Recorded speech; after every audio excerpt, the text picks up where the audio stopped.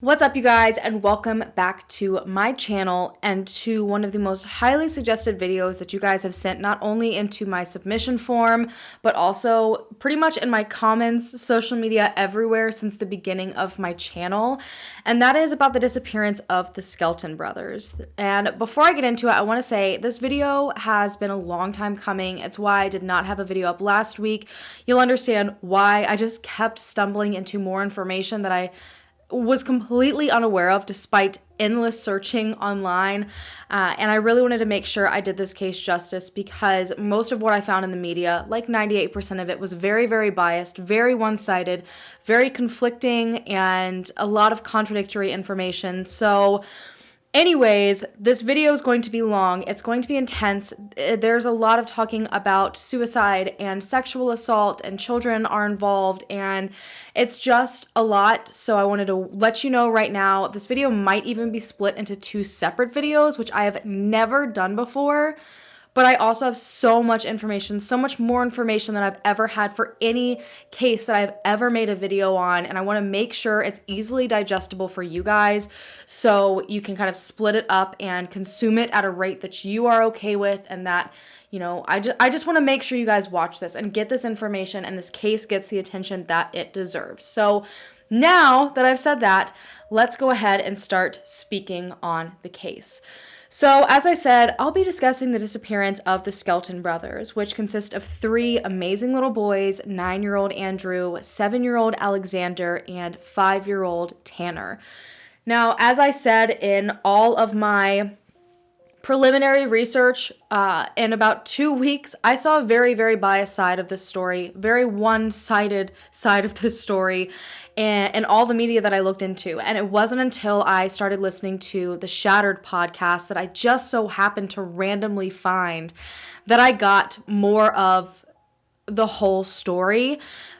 I wouldn't have pretty much any of this information if it was not for the Shattered podcast. The father's family has not spoken to pretty much anyone in the past 10 years since the boys disappeared because they were villainized by the media, essentially, and they didn't feel safe coming forward and saying anything. So huge shout out to the Shattered podcast for the work that they did. I have never been this impressed with a podcast, I think pretty much ever. The way that they displayed the information, let people keep their, thoughts in their own words, and they put that into the podcast, and just the level of dedication they seemed to put into finding this information was outstanding. So if you want to go listen to that, they have an entire first season. I have their podcast linked down below. So let's go ahead and just jump right in.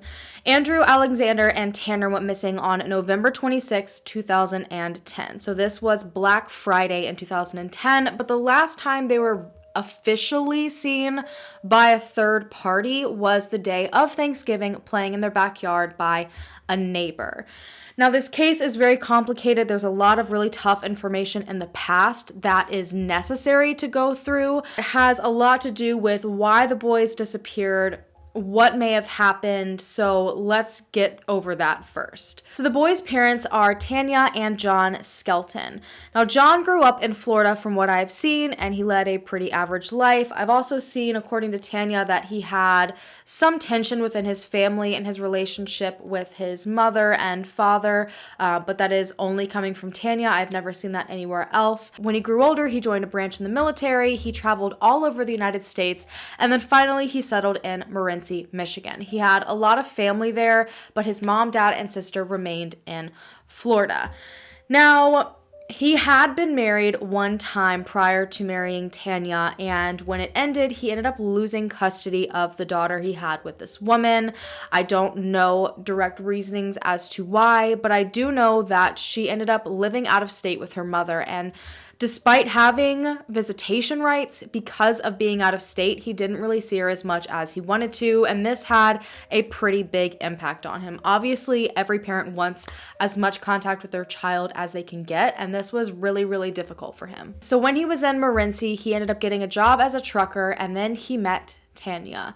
So now let's get into Tanya. She has a interesting history herself. She was married prior to John, and she had 2 daughters, I believe, from this marriage, but this marriage ended pretty rough. In the late 90s, Tanya was charged with having an appropriate sexual relationship with a 14-year-old. I don't know anything at all about the circumstances, nor do I honestly want to, but she was charged with 4th-degree criminal misconduct because of this, placed on a sex offender registry, and it ended her marriage in divorce. Now, this leads to John and Tanya meeting each other. They met each other in Morenci, Michigan. He was not, I think, planning on staying there for a very long time, but then when he fell in love with Tanya, he decided to stay in Morenci. Now, Tanya apparently was very, very open about her previous felony charges. Very open about it. First of all, that's not really something you can hide, and it was something that she, I guess, had been working on moving past in her life. She said that she was in a very, very bad spot when all that happened in her life, mentally, emotionally, just in every way possible, and she was making all the proper steps to work past it, and John didn't seem to have a huge issue with it. He knew about it before they even started dating, and then from there, even knowing this information, he still went on to date her, and then they eventually got married, and then finally they fell pregnant with their first son, Andrew. Then came Alexander, and then came Tanner. Now, finally, we can get on to the boys. Everybody loved these little boys. They were so social. They loved to go to school. They loved to hang out with their friends and their family. But probably the one thing that they loved the most was playing outside. They loved to be active. All 3 boys were on a soccer team. Tanner being only 5 years old, that pretty much meant he just kind of ran as fast as he could, trying to keep up with everybody. Andrew, the oldest, was an amazing runner, so that was his job on the soccer team. And then Alexander was an amazing goalie. When they weren't playing soccer and doing all of that, they still were always outside. They were either playing in their backyard, playing with their friends. They loved to ride their bikes. They would ride horses. They would go camping. They would go fishing. They would ride 4-wheelers. They just loved to be active, loved to be outside. Now, Andrew, the oldest, was known to be the smart, quiet one. He loved school. School was his absolute favorite. And everyone joked that the reason he was probably so quiet is because he was the one that analyzed everybody.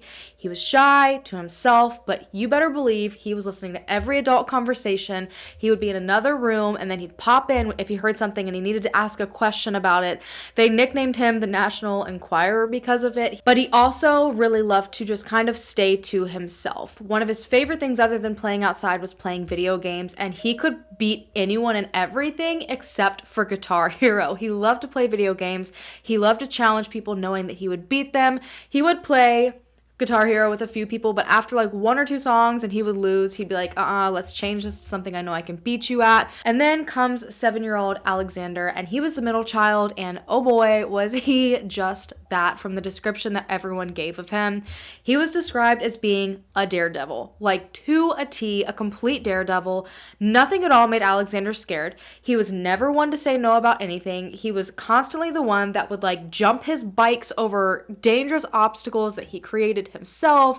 He wanted to race people. He was the kid that always got in trouble for trying to do something insane. He would always trick his sisters and like hide behind the house with the hose, and as soon as they'd walk by, he would start a gigantic water fight. But aside from being this, loud and intense and daredevil young man, he was also known as being the biggest love bug. He took every opportunity possible to give you a hug, to sit in your lap, to spend time with you. He loved to just cuddle up and watch TV with those that he loved. He wanted any chance he could get of having quality time with someone, even if that just meant sitting down together and just talking endlessly. He absolutely loved it. And then there's 5-year-old Tanner. Tanner, the youngest one, was the one with the wild imagination. He would constantly tell people these elaborate stories, and they seemed real. He never really, from what I've seen, said too many crazy out of the box things, but he would, create this realistic scenario, go on with endless details and really rope you in with the story. And then last minute, he would just burst out laughing, saying that he made the entire thing up. But he was also still such a baby. He was only 5 years old and he wanted to be the center of attention. When the other boys would crawl up in their mom's or dad's lap, he would sense it from rooms away and run in, and he would want to climb up there too. He was just a sweet boy. All of them were just great kids. They each had personalities and things that they loved, and it's just, I can't. I'm already going to cry and we're 2 minutes into the video. They were known to be very well behaved. Morenci itself was a very, very small town. There were only about 1,500 residents at the time, so everyone pretty much knew everyone. You guys, on a map, it's a couple of blocks. It's the smallest little area. The elementary, middle, and high school, I believe, were all on the same plot of land, if I'm not mistaken. I think the elementary school might have actually been in a different building, and the middle and high school were in the same building. But everyone grew up with everyone. Everybody knew the boys. Their classmates loved them. Their parents were constantly taking them in town, and everyone always joked that these boys probably never watched TV or knew what a TV was, because when you saw the Skelton brothers, you saw them outside playing. Their life together as a family seemed, for the most part, great. By all accounts of those that knew Tanya and John, they were great parents, and these little boys were so incredibly happy. Tanya and John were married for 10 years before things started to go downhill. John began to drink more often than not, and he would lock himself away in his office in the home for hours at a time. Tanya said that when they were struggling with money, he would make sure that he still had money aside for his beer and his cigarettes, and it kind of felt like that was the main importance in his life. But then in the summer of 2010, things completely changed. John had just gone to Florida for a school reunion, and when he returned, it was all he spoke about. He was so excited to have gone. He was so excited to have reconnected with people, but he also came back with this idea that he wanted the entire family to move all the way down there. The boys already loved to play outside, and he figured what better place to move than Florida. It's year-round fun, year-round warmth. They would be near the ocean. It would be great. He could be near his mom and his dad and his sister. But Tanya was not very fond of this idea. She didn't like it for many reasons. Tanner was 5. He had just started kindergarten, if I'm not mistaken. Literally just started kindergarten probably that month, if not the month before. And she didn't really want to have to change his routine up entirely. And the boys had grown up with all their classmates quite literally their entire life. They were around their cousins, their aunts, their uncles. They had tons of family around them. Tanya also did not want to move somewhere where it was hot. And then to top it off, she had felony charges. So it would be quite the task to kind of do everything she needed to do in order to move to a different state. Now, I don't know if when this conversation happened, John was visibly upset that she said she didn't want to move, but his next actions kind of spoke for him. It was a Monday in September 2010, the same exact month he had gone to his reunion, and Tanya went to drop the boys off at school. She dropped him off real quick, she ran some medications to the front office, spoke to the receptionist, and then she headed out. She then spoke to John, who said he would be leaving for work and then be hopefully back home by noon that day, and then she went out and ran some errands. When she got home, she noticed she had quite a few missed calls from the school, and she wasn't alarmed at first because they had her cell phone number, and she figured if it was an actual emergency, they would have called that number, but she called back anyways just to see kind of what was going on. When she contacted the school back, the secretary answered, and she said that she was trying to not overthink things, but she saw something happen that day, and she just wanted to reach out to Tanya to make sure everything was okay. Apparently, shortly after Tanya dropped the boys off at school, John came and checked them right back out. The secretary said that John told her they were all going on a family vacation to Florida, and she thought that was so strange because Tanya hadn't mentioned it that morning, and she brought the boys to school like normal. She brought their medications. Tanya panicked. She called John trying to figure out what on earth he was talking about, and he gave a very bizarre version of his story. John said that he went to pick the boys up to go on vacation to Florida for a few weeks, and he didn't understand why Tanya was upset because she said she didn't want to go. Now, at this point, Tanya's like, wait a minute, because their conversation, they were speaking about moving to Florida. He never at all mentioned going on vacation to Florida. It was about moving down there, completely uprooting the family and everything. Tanya didn't really know what to do in this situation. She didn't know if he had already left and was, in another state with their children already. And she was trying to tell him everything she could to kind of convince him to not go. She was telling him that there's no way the boys can afford to miss a few weeks of school, that it had all just started. But then John went on to tell her that he already had plans for their schooling, that he was going to enroll them in a school in Florida once he got down there. In response to this, Tanya decided to go ahead and reach out to an attorney and authorities because she had no idea at this point what she could do. And authorities couldn't really do anything because they were married. These kids technically were in their father's custody. There was nothing really to prevent him from going anywhere, but the attorney gave her a different option. The only way she could really stop him from leaving the state with the boys is if she filed for divorce and immediate emergency custody of them. So that's essentially what she decided to do. But at this point, she had to figure out a way to get John back to the house so he could be served the papers so that he at that point legally could not be allowed to leave. So she decided to basically trick him. She called him and said, you know what, fine, take them on this vacation, but in order to enroll them in school, you're going to need their birth certificates, their social security cards. How about you come back to the house? I'll get all those for you and then you can go. Now, John agreed to come back to the house for this to happen. And while this was going on, Tanya was also telling her daughters to meet with the attorney, pay him, get all the papers that they needed, and have an officer come to serve John as soon as possible at the house. John showed up and the boys were outside playing in the backyard, and Tanya basically pretended to search for all these items as long as she could possibly do it. She knew exactly where they were. I think she said she found them in less than 5 minutes, but she wanted to make sure John stayed at the house long enough to be served. So she said she endlessly searched every single corner of the house. And then all of a sudden, John got a phone call and started screaming and cursing. In an insane turn of events, in that entire time span, John had never actually left Morenci yet. Why? Because he also wanted to get in contact with an attorney, likely for the same reasons that she did. He probably was going to file for divorce, but I honestly can't say. I have no idea. But he also ended up calling the exact same attorney that she did. But Tanya paid him first, so this was the attorney calling him to let him know that he worked for John's wife now, and he could no longer provide services to John. And essentially, this gave away the entire plan to John, and he flipped out.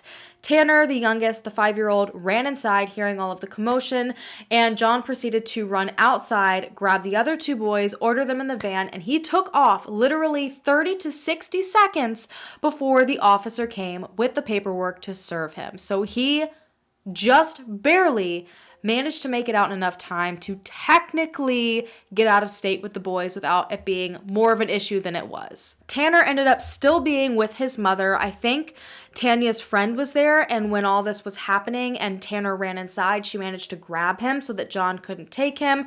But the other 2 boys were now on the way to Florida with John in the middle of the night. They made it all the way to Florida, and they ended up staying at a female friend's house that John had connected with when he went down for the reunion. And Tanya ended up finding this out pretty quickly. The following day was her birthday, and John allowed the boys to call her to wish her a happy birthday, and they ended up giving her the exact name of the person that they were with. Because of this, Tanya was able to find out the address, where exactly they were. She headed off to go and get her boys back. Now, the second she got to Florida, she got an attorney. She had this strong feeling John was already going to have one when she got down there, and she wanted this process to go smooth. And considering there were some legal things happening, she just wanted to protect herself. And sure enough, she was right. John did get an attorney too. So they all met one morning and were trying to figure out this mess of a situation. And the very first thing that John did was claim that Tanya was abusing their boys. He brought up her previous felony from the late 90s, which was probably about a decade prior, and he said that Tanya was doing the exact same thing to Andrew, Alexander, and Tanner. Tanya's attorney had already been informed of her prior charges and told the judge that this charge was something that John had known about prior to even dating her, and that there was absolutely zero evidence so far that she, abused her boys in any way. There were no police reports to go off of from Morency. So the judge agreed to uphold Michigan's decision to give Tanya full emergency custody of the boys, and she was sent back home with all of them. When they got back to Morency from Florida, everything was different. Everything. It was not like they could just go on about their lives as they always had, because not only had John taken the boys, he did it in a way that traumatized them, because he snatched them from their own backyard, left one of them behind. They witnessed all the screaming, the huge fight, everything going on. And John had also accused Tanya, their mother, of, sexually assaulting them and abusing them mentally and physically, and he used something from a decade prior against her, which what she did was horrific, and I am not defending her actions in any way, shape, or form, but for obvious reasons, it impacted their marriage, because she assumed they were fine, and this wasn't a fear of his, and this wasn't a problem. It's why she disclosed it to begin with, so it just really messed things up, obviously, and Tanya really wanted to put the boys into counseling because of what they had witnessed, everything that had gone on, and John seemed to be completely on board with this. He had no issues with it whatsoever, but he also suggested that they go to counseling for their marriage. Now, the divorce was going. She had already had everything started, and Tanya planned on keeping the divorce going. She stated that at this point, she knew there was no way she could trust him again at all. She claimed she never touched their boys. There was, no way she would ever do that to them. And to hear that her own husband believed that's what she was doing, she was devastated. And she also didn't trust him to not try to run away with the boys again without saying anything. So she kind of felt like she was stuck in this position where she had to go to counseling with him in order to keep him content so he wouldn't do anything with the boys again. But she was also certain at this point she did not want their marriage to continue. So Tanya ended up moving with the boys about 2 blocks away into another house. She could literally still see their family home where John was still living through her windows. You could see it from her house. And while she did have emergency sole custody of the boys, he still had rights. John still had visitation rights, and he still did see the boys quite frequently.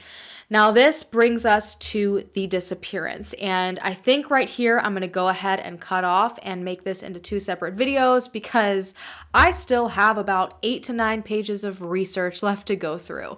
So in the next video, which you will be able to immediately go to after this, will be the actual disappearance and what happened from there, and that's where things get even more absolutely insane. So I'll see you guys in that video.